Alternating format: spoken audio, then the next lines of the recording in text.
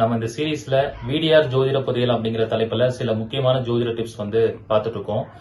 நம்ம பொதுவா கரணத்தை இயக்குனா காரிய வெற்றி அடைய முடியும் அப்படின்னு நிறைய வீடியோஸ்ல பேசியிருக்கேன்.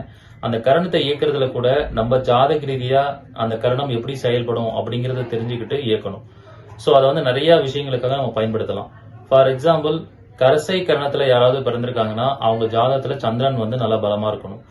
அப்ப அது யார் எந்த லக்னக்காரங்களுக்கு ரொம்ப பவர்ஃபுல்லா வேலை செய்யும்னா, மிதுன லக்னத்துல பிறந்து அல்லது மீன லக்னத்துல பிறந்து சந்திரன் பலமா இருந்து அவங்க கரசை கரணத்துல பிறக்கிறாங்க அப்படின்னா அது மிகப்பெரிய ராஜயோகத்தை கொடுக்கும்.